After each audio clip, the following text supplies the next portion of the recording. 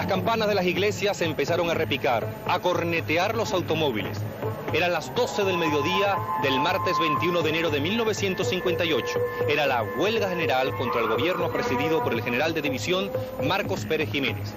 Aquella jornada organizada por la Junta Patriótica fue inolvidable, no solamente para quienes la vivieron en la calle, sino también para los que desde los sótanos de la Seguridad Nacional la vivieron. Este es el caso del doctor Lorenzo Fernández. Ahora, los protagonistas cuentan nuestra historia. Sabíamos que el 21 debía declararse entre el 20 y 21 una huelga, porque lo oímos comentar a un miembro de la Seguridad Nacional.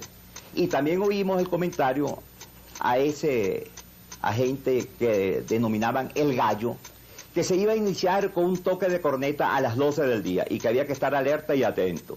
Por supuesto, ese día estábamos nosotros esperando las 12 con una ilusión tremenda.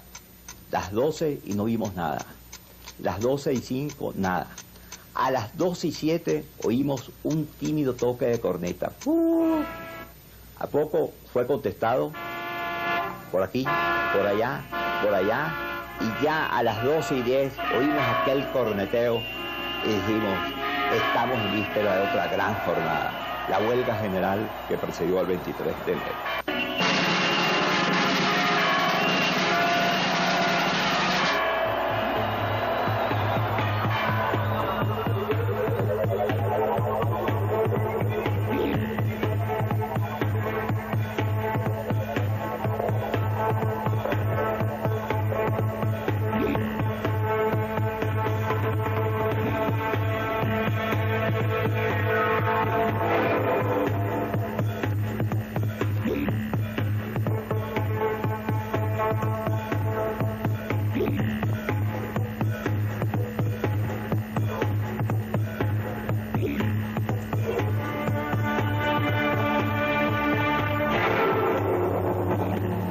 Las acciones civiles en las calles y plazas de la capital de la República el día martes 21 de enero fueron un éxito. Aquellas acciones de los civiles organizadas por la Junta Patriótica iban a dar pie a los militares para que ese mismo día, en la noche del martes 21 de enero, se diera el golpe contra Marcos Pérez Jiménez. Sin embargo, algo falló. Faltó coordinación, no salieron los buques, no se dio el golpe el día 21 de enero, no cayó el gobierno.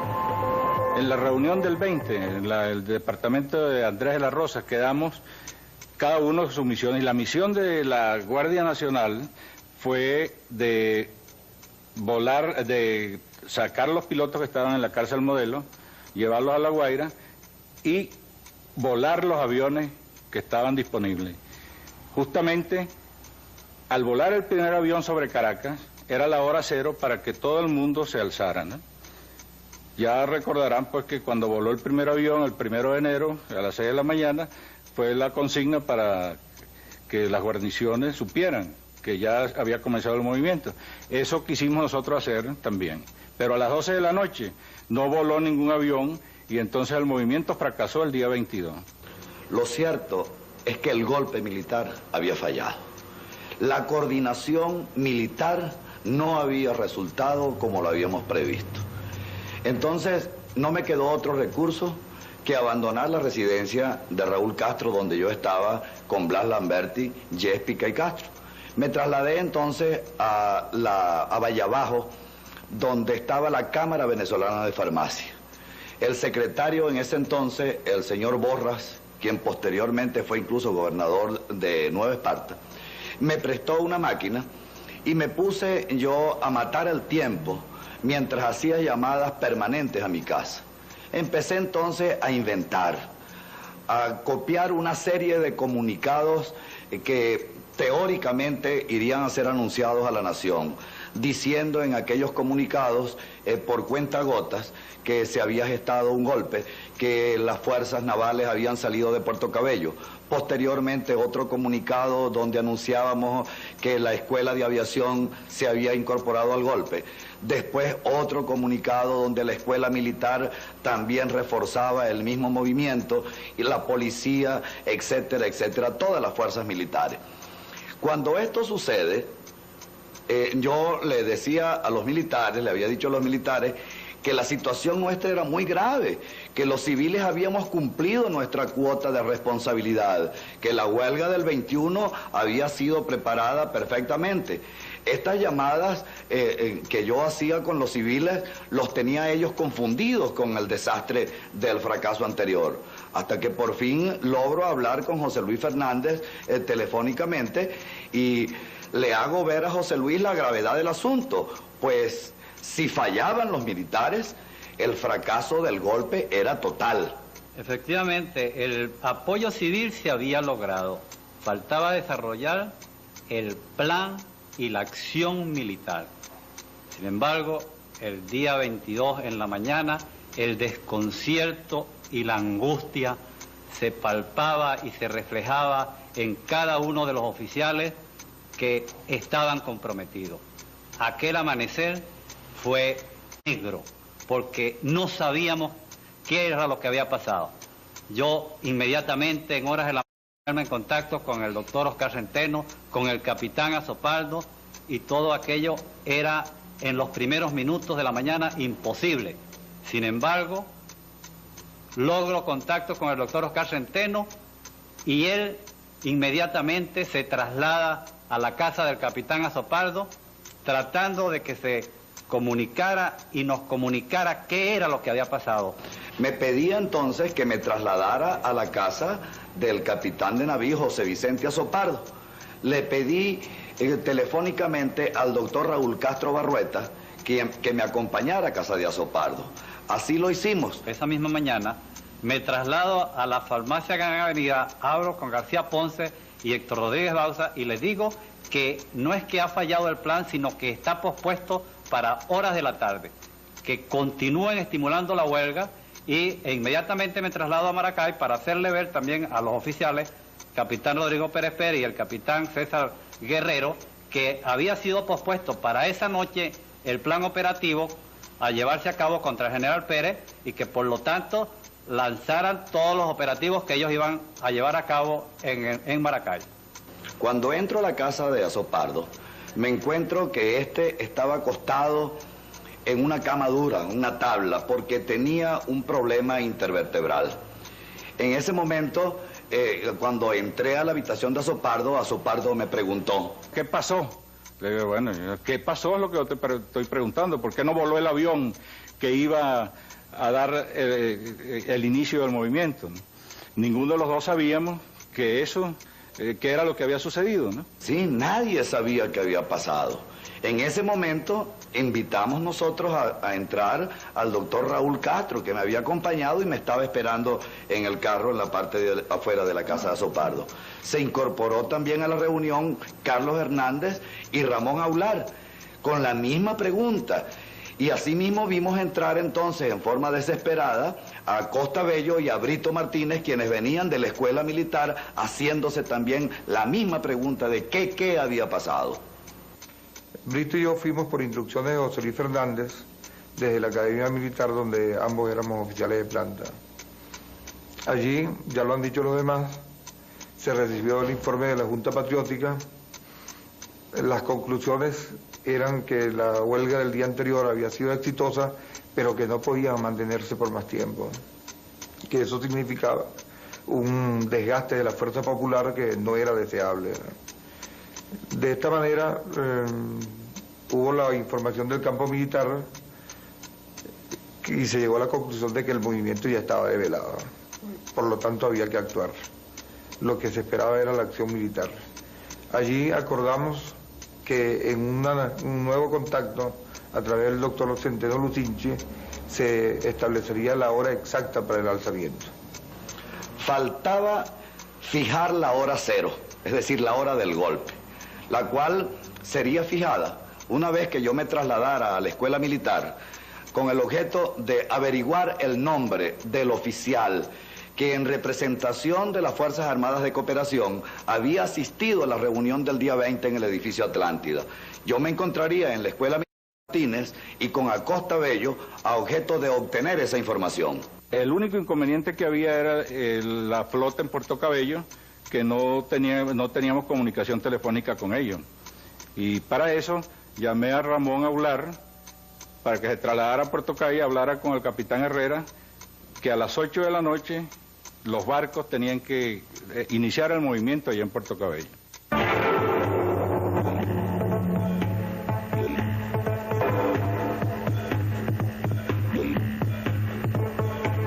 Las horas del 22 de enero son tal vez las más angustiosas en la vida de nuestros protagonistas. Las acciones del 21 de enero, la huelga del 21, iban a dar pie para que esa misma noche insurgieran los militares. Pero algo falló. El 22 de la mañana se reúnen con carácter de urgencia los líderes civiles y militares de la conspiración. Había que hacer algo. Ese mismo día era cuestión de horas o si no todo estaba perdido. Ahora hablan los protagonistas. Ellos cuentan nuestra historia. En la mañana del 22 de enero llegué a casa de mi cuñado, el capitán Azopardo, y me plantearon el problema que había de una comunicación con Puerto Cabello, la base naval de Puerto Cabello. Entonces me dijeron para trasladarme hasta el puerto en un automóvil. A las 11 de la mañana salí y llegué aproximadamente como a las 2 de la tarde y me comuniqué con el teniente Liborio y para que me pasara a la base naval. Me comuniqué con el capitán Herrera, Narciso Herrera, quien me estaba esperando en el barco Aragua. Entonces le di el mensaje que me habían escrito el capitán Azopardo en Caracas y él me comunicó de inmediato que debía permanecer en el barco y trasladarme con el barco después de haber tomado la base naval hasta La Guaira, que yo no podía regresarme otra vez por carretera. De acuerdo a lo convenido, me trasladé entonces inmediatamente a la escuela militar acompañado por el doctor Raúl Castro. Raúl me esperó fuera de la escuela militar. Hice todos los contactos en la escuela con los oficiales que estaban comprometidos, averiguando pues cuál era el nombre del oficial de la Guardia Nacional, lo cual me resultó imposible porque ellos tampoco lo conocían. Después del 23 de enero fue cuando yo vine a saber que ese oficial se trataba del capitán Ítalo Brett Smith. En vista de la imposibilidad de recordar el nombre o de conocer el nombre de Ítalo Brett Smith, le pedí a los oficiales de la escuela militar que enviaran a una persona a hablar con la Guardia Nacional. Esa persona fue el subteniente Octavio Acosta Bello, quien se dirigió a Caricuao para hablar con el comandante Carlos Gámez Calcaño. Yo por mi parte me fui entonces hacia la comandancia de la Marina, donde me entrevisté con el capitán de navío José Vicente Azopardo, quien después de haber hecho una serie de contactos con Puerto Cabello y hablar con otros oficiales que se encontraban en la comandancia, se fijó la hora de 6 de la tarde como hora cero para iniciar el movimiento. Este movimiento lo iniciaría la Marina a las 6 en punto de la tarde. Aproximadamente a las 4:05 de la tarde se presentó el doctor Centeno allá en la Academia Militar, haciendo gala de una audacia extraordinaria, porque en Caracas había un toque de queda total. En Caracas únicamente se veían las patrullas militares. Sin embargo, él venía desde Santa Mónica, que era relativamente cerca al valle. Allí me informó, concretamente habló conmigo, que los buques se alzarían a las 6 de la tarde, que comenzarían a separarse del puerto a las 6 de la tarde, y me pidió que me trasladara hasta Caricuao a entrevistarme con el teniente coronel Gámez Calcaño. Cuando regresé esa tarde a la Comandancia General de la Marina, me encontré con un mensaje de los oficiales de los buques en La Guaira, donde me decían pues que ellos esa tarde se iban a alzar, esa noche o esa tarde, ¿no? Entonces yo inmediatamente fui a hablar con el almirante Larrazábal y le dije que el movimiento era esa noche, ¿no? Definitivamente. Me reuní con Andrés de la Rosa y Moreno Piña. Moreno salió a la Guardia Nacional a hablar con el comandante Carlos Gámez Calcaño y de la Rosa salió para La Guaira a encargarse del comando de uno de los buques que estaba Céfalo. Andrés de la Rosa nos iba a informar por teléfono en clave en el momento que los buques ya estaban todos fuera, ¿no? Y así pues quedó el movimiento contra la dictadura, ya estaba en marcha. Estábamos escondidos, o estaba escondido en la casa de Luis Rodríguez Espinosa, ubicado por aquí cerca del viejo Teatro París. Alrededor de las 2:30 o las 3 de la tarde, llegó Fabricio a presentarnos el acostumbrado informe que debía hacer todos los días. ¿Y cuál no sería mi sorpresa cuando nos presenta un documento supuestamente elaborado por la Junta Patriótica, en el que consideraba que la huelga había sido todo un éxito, que el pueblo de Caracas había respondido, que la gente se sacrificaba en la calle por la causa de la justicia y de la libertad y de toda esa adjetivación. Pero que sin embargo, la Junta Patriótica llamaba a la gente a reiniciar las labores, a reinstaurarse, a regresar al trabajo, y que esperara nuevas instrucciones de la Junta Patriótica. Aquello me asombró por completo, yo no hallaba qué hacer, me volví medio loco en ese momento. Todo nuestro esfuerzo iba a estar liquidado por un manifiesto, una llamada al trabajo. Y analizamos las cosas de una manera, de otra, y le dimos, no, Fabricio, esto no puede ser. Imposible que nosotros hagamos esto. Si la huelga se acabe, que se acabe sola. Que la acabe el gobierno a plomo, a como le dé la gana. Pero nosotros no podemos ordenar que la huelga se acabe. Fabricio estaba muy nervioso. Era lógico que así estuviera. No estábamos ni en un colegio de monjas, ni en nada que se le pareciera. La situación era muy difícil en Caracas. Y entonces, para calmar sus nervios, yo comencé a llamar a mis compañeros. Llamé a José Vicente Rangel, llamé a Cheito Herrera Oropesa, llamé al doctor Saúl Ron Troconi, que junto conmigo ejercía cargos de dirección importantes dentro de URD. Llamé al doctor Alirio Ugarte Pelayo y todos, absolutamente todos, coincidieron en que no se podía autorizar la emisión de ese documento. Y por último, como si faltara alguien, se presentó a la casa de Rodríguez Espinosa un viejo luchador revolucionario, Rolito Martínez, Ricardo Martínez, Rolito Martínez, el cual se dedicó durante más de una hora a darnos una conferencia para demostrarnos cómo no se podía ordenar la edición de ese manifiesto de la Junta Patriótica. Fabricio continuaba con sus nervios.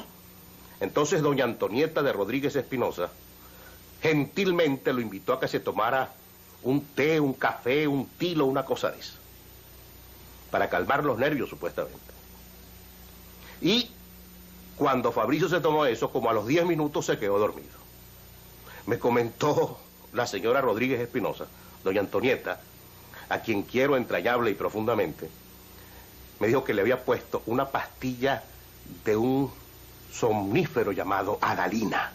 Adalina, yo creo que eso no se vende ahora, o no existe, o está sin continuación médica. Y se durmió Fabricio. Todo fue calma hasta las 10 de la noche cuando se despertó. Y en ese momento, casi en ese momento puedo decir, se había iniciado o se estaba iniciando el golpe que culminaría en la madrugada del 23 de enero.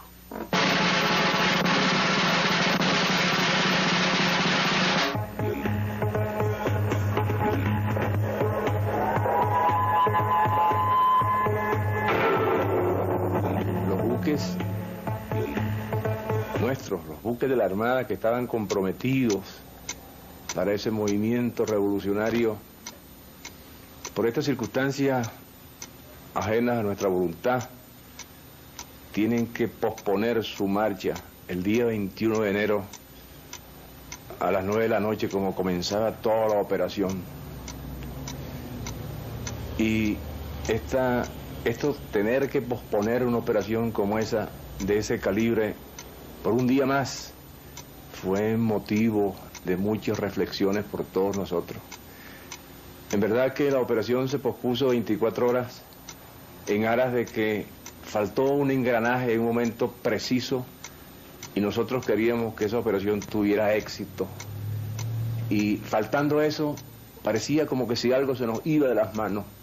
Por eso detuvimos esa operación, que fue originada por una llamada telefónica de las Fuerzas Armadas de Cooperación, donde me avisaban que algo iba a fallar a la hora precisa, de tal manera que tomé esa gran decisión de posponer 24 horas, y créanme que nunca más me gustaría repetir una cosa como esta, en donde uno sabe que el poder político está a 4 cuadras de uno en donde uno en su comando no tiene cómo defenderse, si apenas unos 4 o 6 marineros allí recibiendo órdenes, haciendo algunas cosas en máquinas para escribir, tal vez llamando por teléfono, y cualquier cosa que hubiera querido hacer la dictadura con nosotros, la hubiera podido haber hecho fácilmente, porque no teníamos cómo defendernos.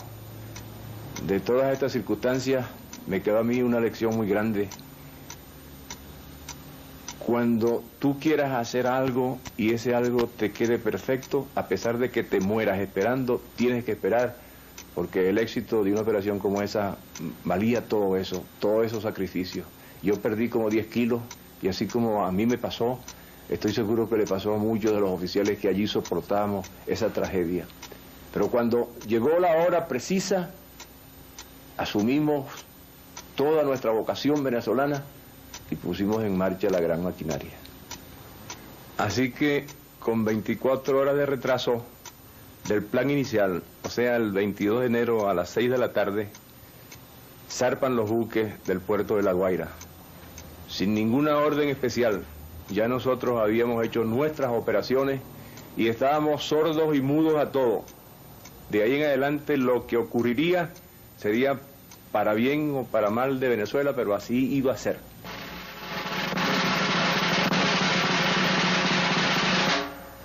El día 22, a partir de las 9:30 de la noche, yo soy el oficial ronda en la Escuela Militar y Básica, y a las 9:30 se me presenta el ronda mayor, que es el coronel Herrera Tobar, con el rondín, que es el mayor Chacón Escalante, quien me hace ver que él tiene conocimiento del golpe, el cual lo eludo diciéndole a él que realmente yo no sé de qué él me está hablando. A las 10:30 ellos salen ya de la escuela y recibo la llamada del capitán Azopardo a través de la central telefónica, la cual la tenía bloqueada, y el único que daba y recibía instrucciones a través de la central era yo. De inmediato le hago una llamada al coronel Quevedo, que se encontraba viendo una película en el teatro de la escuela, y le digo que tiene una llamada de urgencia en la dirección de la escuela. Él se traslada a la dirección y allí estamos todos los oficiales que estábamos comprometidos en el golpe.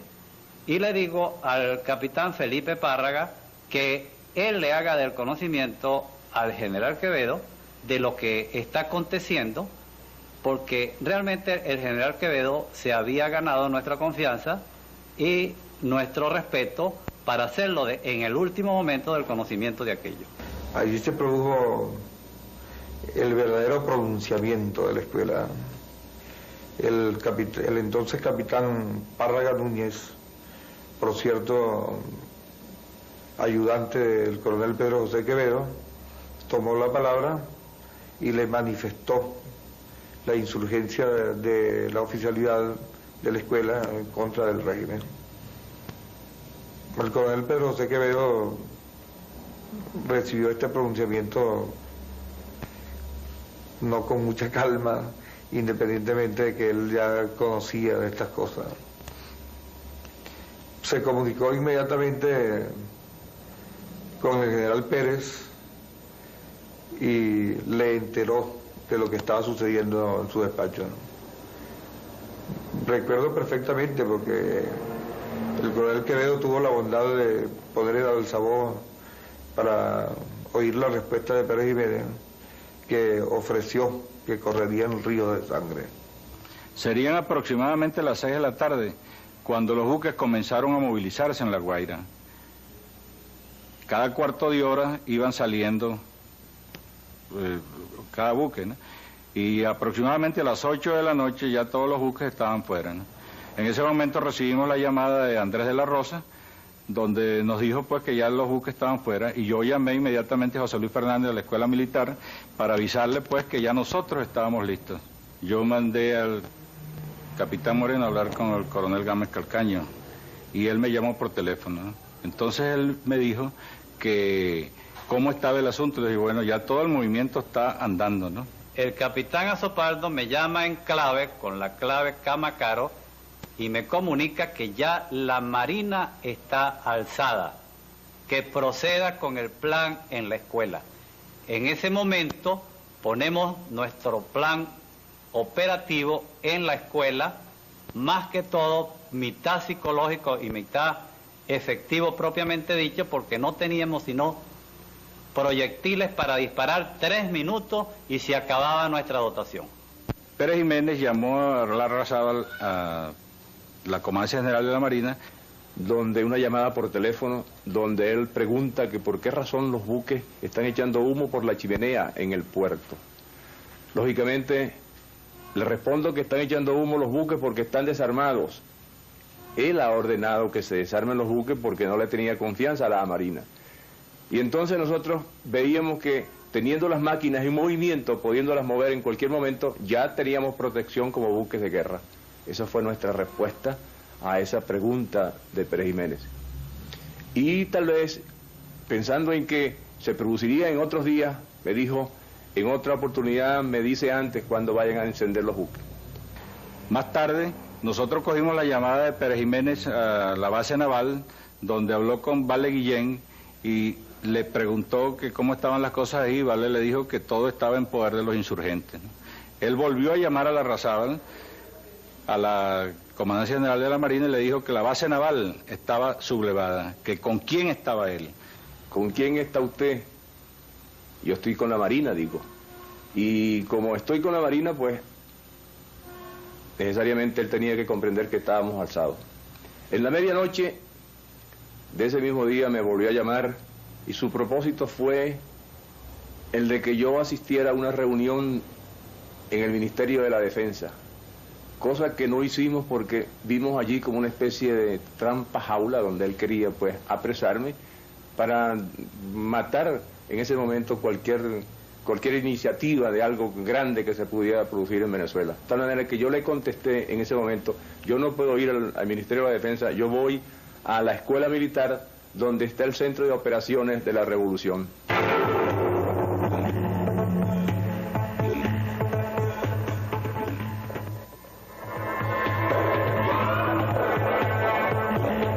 Tras la huelga del 21 de enero se producen dentro de la Junta Patriótica dos corrientes. La primera es de la opinión de continuar indefinidamente la huelga hasta que se alcen los militares contra el régimen. La segunda prefiere frenar la huelga, pararla hasta otra ocasión. Esto se debe a los choques sangrientos que se han producido entre civiles y las fuerzas del gobierno. En la mañana del 22 de enero, en las calles del centro de la ciudad capital, se producen manifestaciones y gritos en contra del régimen. Los manifestantes son estudiantes y obreros. La policía obliga a ciertos comercios a abrir sus puertas. Comercios que son apedreados por los manifestantes. Son incendiadas varias fábricas y estallan diferentes bombas molotov a lo largo de la ciudad. Sin embargo, a pesar del toque de queda, se producen manifestaciones en contra del régimen, choques entre civiles y policías. Y poco a poco va surgiendo, primero en la capital, luego en todo el país, un rumor. Se alzó la Marina. A las 10:30, 11 de la noche, llamo al capitán Azopardo que se traslade ya a la Escuela Militar y Básica, toda vez que ha hecho acto de presencia el coronel Romero. El primero que se presenta allá a la academia es el entonces coronel Romero Villate, que se venía desempeñando como comandante general de la Fuerza Aérea de Pérez Jiménez, y trata de hacernos creer que él es el jefe del movimiento. Coronel Romero habla conmigo y me dice y me pregunta que cuál es la situación. Le digo, la situación es de todo dominio porque ya tenemos todo el control. Entonces él me dice, ¿cuál es la situación en la escuela? La situación en la escuela tenemos todo dominado. El único problema que tenemos es el batallón Bolívar, que todavía está en manos de Medina Sánchez. Entonces él me dice que él va a hablar con Medina Sánchez. Medina Sánchez se ha comunicado conmigo y me dice que debo trasladarme al cuartel Bolívar a hablar con él, y yo le dije que la misma distancia había del cuartel Bolívar a la escuela, que él se trasladara a la escuela para hablar con él, cosa que posteriormente hizo. Yo creo que uno de los oficiales que habló con el general Pérez Jiménez últimamente, o de último, fui yo. Y la necesidad de hablar con él era simplemente preguntarle hasta dónde era verdad el nuevo gobierno que estaba en Miraflores. Que de lo contrario, yo tendría que acatar órdenes, no de él, sino del que estuviese en Miraflores. Me dijo, comandante Medina, la realidad es que en Miraflores se está creando una junta militar o cívico-militar. Eso es lo que sé, y en realidad su pregunta se la agradezco. Yo en este momento, comandante, estoy preparando las maletas porque me dirijo al exterior. Le deseo muy buena suerte y muchas gracias por su línea de conducta y disciplina que ha observado hasta este momento. Buenas noches, buenas noches. Después de esta conversación con el general Pérez Jiménez, me invita un grupo de oficiales, entre ellos está Romero, en fin, hay un grupo de oficiales, a que me traslade allá a la escuela militar porque se está formando gobierno.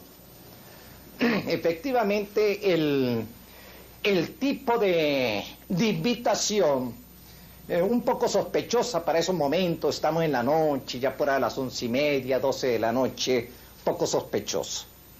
Llamé a mi segundo comandante y le dije, voy a salir hacia la escuela militar a una reunión que me invita. Me dijo el teniente coronel Roa Medina, no, mi comandante, tenga cuidado, tenga cuidado. Le dije, no, cuando traspase yo aquel límite del lindero, tú eres el primer comandante de la unidad. Eres responsable por lo que hagas o dejes de hacer. Yo voy, porque yo quiero morir en ley, yo voy allá. Cuando llego a la escuela militar, me llama de Miraflores Gignari Trocone, que es el edecán de Pérez Jiménez, para decirme que el general Pérez quiere hablar conmigo, que si quiero ir a Miraflores a hablar. Yo le dije que no, que yo no podía ir en ese momento, que qué era lo que él quería, ¿no?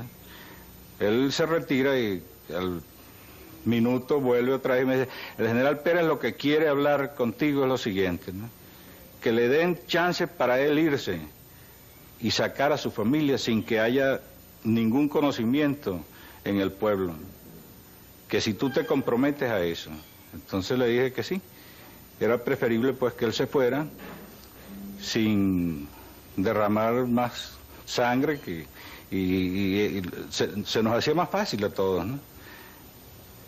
Y así se hizo. Cuando Fabricio se despierta, está en un estado de nervios y de excitación tal que quiere irse de la casa. Yo se lo impido. Le digo, usted no puede irse de aquí. El toque de queda está funcionando. La televisión está pasando cada momento notas, boletines del gobierno, donde ordenan disparar contra los motociclistas y reuniones de más de 3 personas. Su vida vale mucho para nosotros. Usted se queda aquí. Usted tiene inmediatamente, Fabricio, que tomar el teléfono y comenzar a hacer llamadas a todos los centros, a todos los puntos noticiosos que tengamos a mano. Llame a la France Press, a la United Press, a la Associated Press, al Nacional, a cualquier persona que usted tenga amiga, inmediatamente hágalo para ver cómo está la situación. Usted puede hacerlo porque usted es periodista. Y él comenzó a llamar, y de todas partes llegaban noticias alentadoras. No había posibilidad de que aquello fracasara. Era una cosa que nos emocionaba a todos. Seguíamos este ritmo, esta situación, hasta el momento en que yo levanto el teléfono, porque debo aclarar que existía en ese instante en Caracas una anarquía telefónica, Dios del alma, que podría asustar hasta cualquier presidente progresista de la Compañía Anónima Nacional Teléfono de Venezuela. Una cosa extraordinaria. Usted levantaba un teléfono y escuchaba las conversaciones más absurdas, y lo colgaba y repicaba, y usted atendía y no era para usted. Hago un paréntesis para decir que el día 21, cuando esperábamos el golpe, el día 21, había organizado junto con Felipe Serrano, de Radio Rumbos, toda una red de guardias para salir al aire en el momento que se produjera el golpe militar el 21. Ahora, vuelvo a lo mismo. Levanto el teléfono. ¿Eso fue ya el día 22? No, Eso fue ya el 23, comenzando el 23. Yo levanto el teléfono para hacer una llamada, para llamar precisamente al doctor Saúl Ron Troconis.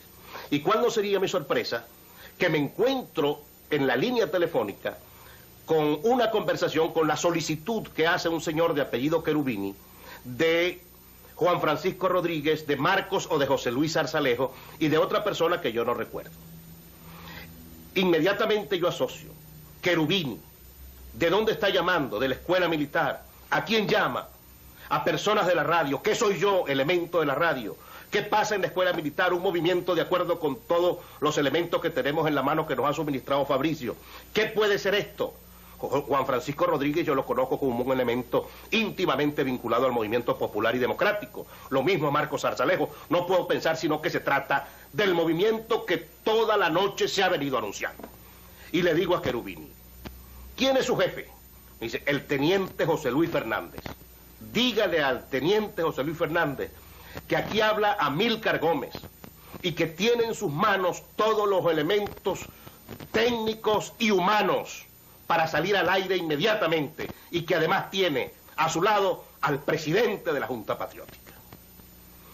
Atiende el teniente Fernández. Y pude hablar fue con Amílcar Gómez, que me dijo que él podía ayudarme porque también tenía algunas conexiones o algunos enlaces con emisoras de radio, y le dije, bueno, en este momento lo que deseamos es salir al aire a como dé lugar. Él me dijo que en este momento se encontraba allí con Fabricio Ojeda. Le dije, bueno, trasládate inmediatamente entonces a Radio Caracas, que también José Luis Zarzalejo me ha dicho con el doctor Guía que va a salir al aire para lanzar los primeros boletines.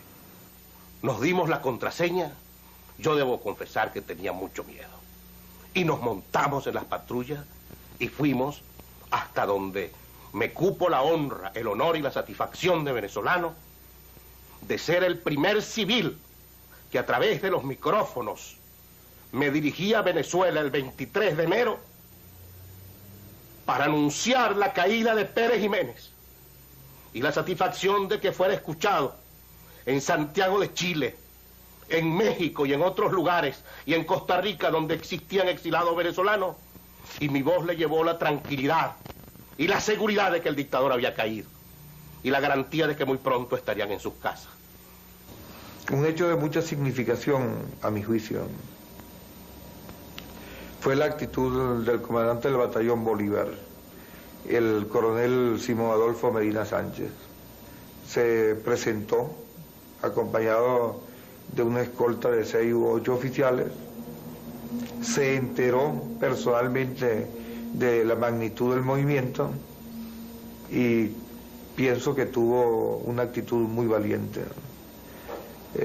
Tomó el teléfono, el mismo teléfono que había utilizado el coronel Quevedo en su despacho, llamó a Pérez Jiménez, le notificó lo que estaba viendo y de paso, cuando Pérez Jiménez le preguntó sorprendido, ¿y usted también, Medina? Le contestó que no defendía personas, sino mandatarios, y que ya no se quería su mandato, y le prometió 1 hora luz para que se marchara. Lo cierto fue que Pérez Jiménez no aprovechó la hora completa, se fue antes de media hora. Ahí se discutía, fulano y tal, tú, ministro de la defensa, no, yo no sirvo para eso. Tú, ministro de comunicación, no, nombre otro, yo no. De tal manera que aquello era uno y otro, cigarrillo, café, todos hablaban. Ya llegado en aquel momento en el recibo estrecho de la escuela militar, la información cierta, verídica, confirmada, de que en el Ministerio de la Defensa se está creando un nuevo gobierno, que estaba mi gran amigo Pérez Morales, y otros nombraron allá. Y en Miraflores, otra junta se organizaba, que era el coronel Romero Villate, el coronel Casanova, y no sé cuántos más. En estos momentos de tragedia y de discusión y de inquietud y de incertidumbre, no obstante que se sabía que ya iba a volar general Pérez Jiménez, se levanta Sopardo, y acá vuelve nuevamente mi excusa por lo que voy a decir, pero algo que no se me puede olvidar. En la mesa del centro se para el capitán Azopardo y dice: señores, un momento, señores, silencio. El que primero llega a Miraflores es el que manda. Y efectivamente salieron a toda máquina, como dicen, a Miraflores. Comunicado número 1. La institución armada, por intermedio del alto mando militar reunido en el Palacio de Miraflores, acaba de proceder a nombrar una junta militar que ha asumido el poder de la República y la cual ha quedado constituida en la siguiente forma. Contraalmirante Wolfgang Larrazábal, quien la preside. Coronel Abel Romero Villate. Coronel Roberto Casanova. Coronel Carlos Luis Araque. Coronel Pedro José Quevedo. Enseguida y desde su despacho del Palacio Presidencial de Miraflores se dirigirá a la nación el contraalmirante Wolfgang Larrazábal, presidente de la Junta Militar de Gobierno. Uno de los destinos políticos del país, al renunciar el general Marcos Pérez Jiménez, se dirige a la nación con el objeto de hacerle presente que la Junta Militar que en este momento ha asumido el control del país lo ha hecho en virtud de convicciones políticas firmes y definitivas con el objeto de devolver al país la fisonomía tradicional de paz, seguridad, armonía y convivencia entre todos los venezolanos.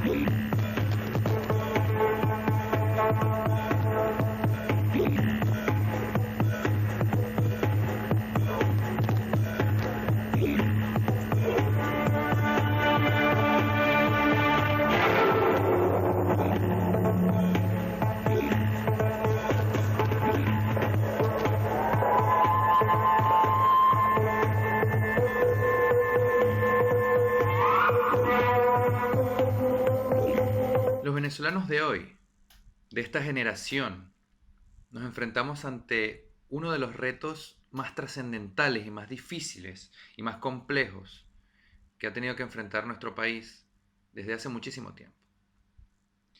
Algunos han llegado a comparar esta generación, dentro de las posibilidades de cambio que tiene ante esta tabula rasa que es Venezuela hoy en día, con la generación del 28.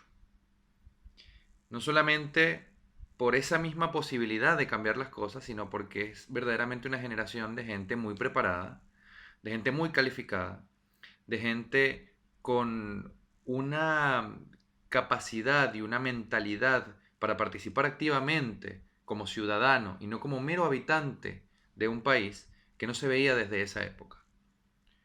Yo soy de los que opinan igual. Yo soy de los que creen que Venezuela se encuentra ante una disyuntiva que va a ser definida por las acciones que a partir de este momento tome esta generación.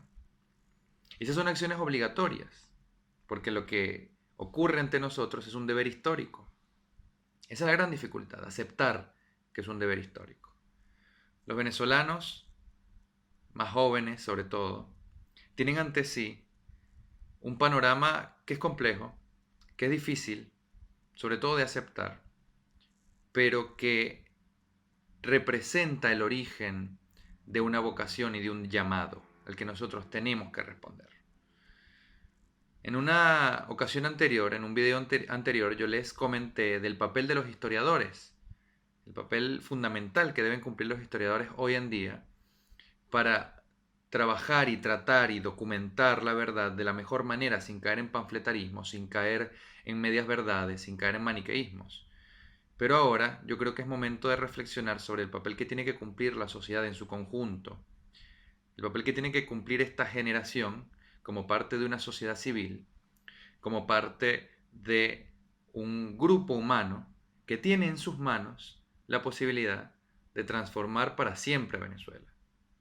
El hecho de que nuestro país sea hoy en día una tabula rasa, y lo reitero, implica algo muy esencial y muy fundamental, y es que podemos reescribir lo que se ha hecho hasta ahora. Podemos tomar lo bueno, porque tenemos grandes ejemplos. Tenemos a hombres como Alberto Adriani, como Arturo Uslar Pietri, como el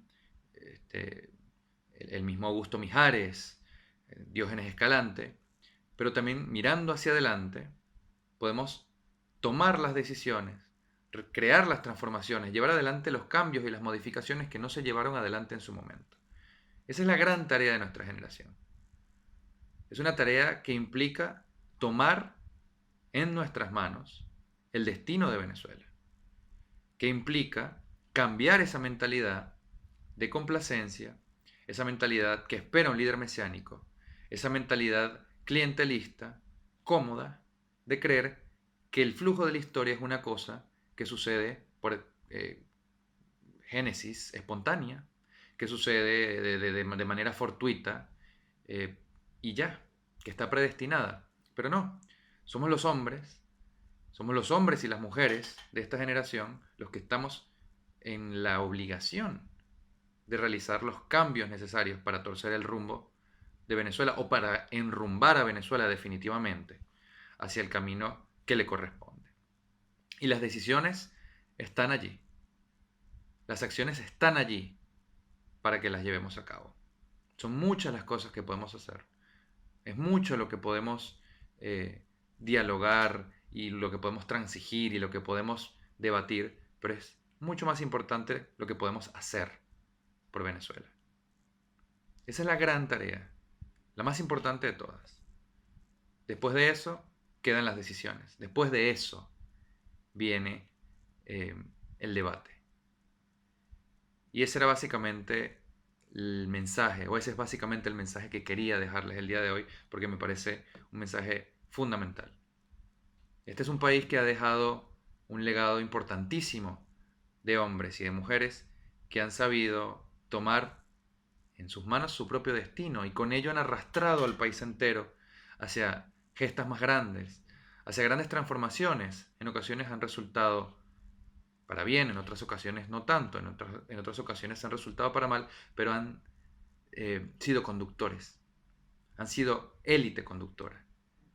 Ese es el llamado que nosotros tenemos por delante, el de ser élite conductora, el de movilizarnos para que el resto de la sociedad civil, para que el resto de Venezuela camine junto a nosotros, hacia esos grandes cambios que la sociedad exige. La sociedad venezolana y la sociedad internacional, por supuesto. No creo que exista necesidad más urgente o llamado más importante en esta hora en la que vivimos. La historia, como les dije, puede ser una continuidad, puede ser una manera de hilvanar hechos concretos, pero no es algo estático. Necesita de los hombres que tengan las agallas y la energía y la motivación para cambiarla, para transformarla. Y ahí estamos nosotros. Ahora depende de nosotros tomar las decisiones correctas.